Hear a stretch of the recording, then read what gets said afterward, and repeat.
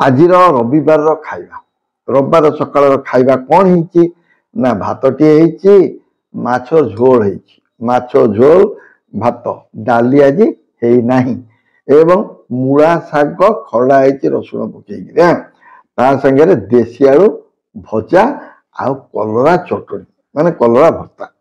ଯାହା ଯେମିତି ହଉ ଆଜିର ଖାଇବା ମୋର ଏ ମାଛ ମୁଣ୍ଡଟା ହେଲା ମୋର ବହୁତ ପ୍ରିୟ, ତେଣୁ ମାଛ ଆଣିବେ ମାଛ ମୁଣ୍ଡଟି ନିଶ୍ଚିତ ନେଇକିରି ଆସିଥିବି। ଯାହା ବି ହଉ ବେଳେବେଳେ ବି ଆଣେନି, ବେଳେବେଳେ ଆଣେ, କିନ୍ତୁ ଆଜି କ'ଣ ଯେ ମତେ ଜେଜେମା କହିଲେ ଯେ ଯାଇ ମାଛ ନେଇ ଆସ। ମୁଁ କହିଲି ମୁଣ୍ଡଟା ଦେଖିଲି ଭଲ ଅଛି, ଭଲ ଲାଗିଲା ଦେଖିକି, ତେଣୁକରି ମୁଣ୍ଡଟି ନେଇକିରି ଆସିଛି। ଯାହା ବି ହଉ ମାଛ ତ ଆଣିଛି ଖାଇବି ବୋଲି। ଆଉ କ'ଣ ଭାତ ଆଉ ମାଛ ଝୋଳ, ଡାଲି ହେଇନାହିଁ, କାରଣ ଯେହେତୁ ତରକାରୀ ହେଇଛି ମୁଁ ମନା କଲି ନାହିଁ ତୁମେ ଗୋଟେ ଡାଲି କରନି।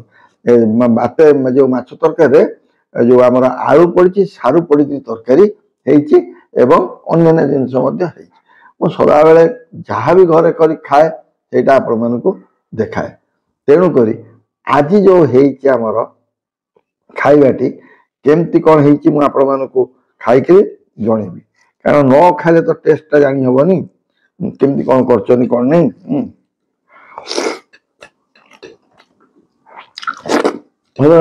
ମାଛ ଝୋଳଟା ବି ବହୁତ ବଢିଆ ହେଇଛି। ମୂଳା ଶାଗ ଯୋଉ ଆଣିଥିଲି ବହୁତ କଷି କଷି ମୂଳା ଶାଗ, ଦେଖିବା ଲୋଭ, ମୁଁ କହିଲେ ମୂଳାଟା ଆଣିଲି, ମୂଳା ଶାଗ ତରକାରୀ ନେଇକି ଆଇଲି। ଏବେ ତ ବଢିଆ ଫ୍ରେଶ ମୂଳା ଆସୁଛି।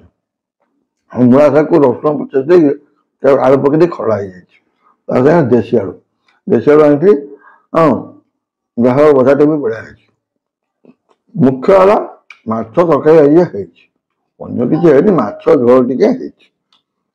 ଯାହା ଯେମିତି ହଉ ମୁଁ ଯାହା ବି ଖାଏ, ଯାହା ବି କରେ ଆପଣମାନଙ୍କୁ ନିଶ୍ଚୟ ଦେଖାଏ, କହେ ଏ ଆଜି ହେଇଛି ଦେଶୀ ଖାଦ୍ୟ କ'ଣ ହେଇଛି। ଘରେ ଯାହା ରୋଷେଇ ହୁଏ ମୁଁ ସେଇଟା ଆପଣମାନଙ୍କୁ ଦେଖେଇ ଦିଏ। ତେଣୁ କରି ଏଇ ଯୋଉ ଭାତ ସାଙ୍ଗରେ ଯୋଉ ଝୋଳଟି ଜେଜେମା କରିଛନ୍ତି ଟିକେ କେମିତି ହେଇଛି ମୁଁ ଆପଣମାନଙ୍କୁ ଖାଇକିରି ଗୋଳେଇକିରି କହୁଛି କେମିତି ଲାଗୁଛି।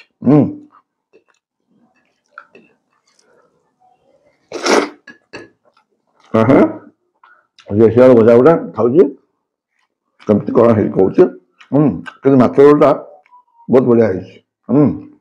ଲୁଣ ବି ଠିକ୍ ହେଇଛି, ସବୁ ଠିକ୍ ଅଛି।